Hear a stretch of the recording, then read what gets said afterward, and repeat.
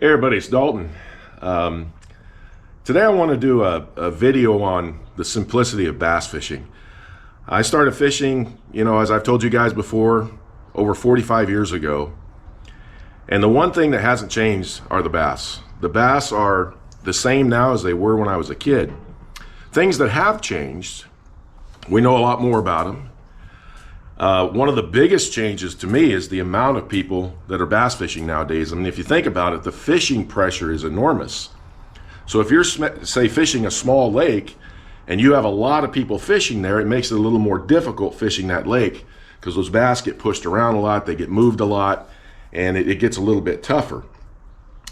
But I think that, personally, this is what I think about bass fishing. I think bass fishing is simple. I really do. The hardest part for me about bass fishing at times is finding them. Sometimes they can be hard to find. It's not catching them. I think catching them is relatively simple, and the baits that we can use is also relatively simple. I saw a slogan one time. It said, "Be simple, it's easy." My dad, when I was a kid, used to use the slogan KISS, KISS, keep it simple, stupid. Sometimes just keeping things simple will result in catching more bass. Give an example. I have this bluegill swim bait, okay? I mean, it is a nice looking bait. It is well detailed. It looks just like a little swim bait or a little bluegill. I'll throw this thing out. It's real heavy, but it comes right back up for whatever reason. I've thrown this thing not a bunch of times, but several times, and still have not got a bite on this, and I've not even had a chaser. The only thing is that it looks good when it swims in the water, but I can't seem to get the fish to bite it.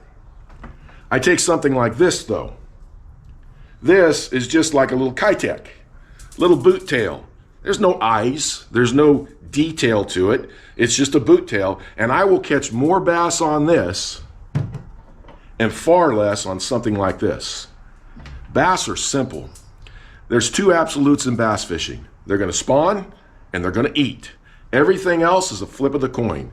We know a lot of the seasonal patterns. We can find them better, but they don't follow our script. But they have a brain about that big. And again, the two main things they do is they spawn and they eat.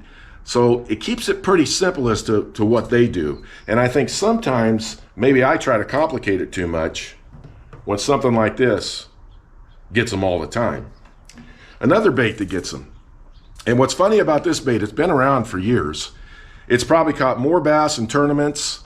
It's won who knows how much money throughout the country in tournaments. And that's a soft stick bait, 5-inch, that's it. A Yamamoto Senko, a Yum Dinger. This is one of the ones that I make.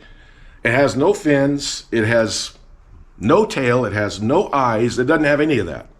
A simple 5-inch soft stick bait catches them all the time. Little baits like this.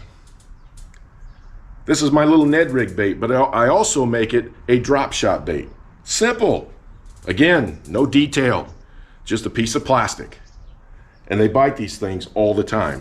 The reason I'm doing this video is it's kind of leading to the next video. I believe bass fishing should be kept simple.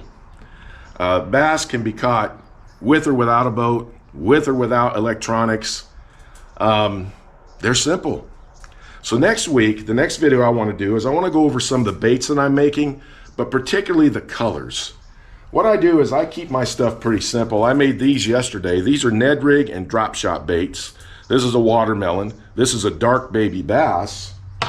Also yesterday, I made a whole bunch of stick baits as well as more of these little finesse worms I make. And this right here, these are baby bass, one of the best colors. I'm making a bunch of these because these are gonna really pay off in the springtime and in the summertime, especially in the summertime after the spawn, where those little bass get like 4 or 5 inches. And they're always running around. That baby bass color is going to work. So in the next video, guys, I want to talk to you about the simplicity of color selection in plastic baits. It's not complicated at all. You only need a few colors to catch bass. It's really, really simple. Well, I hope you guys enjoyed this video. My ankle is healing up. Should be back on the water next month. And you guys have a great week.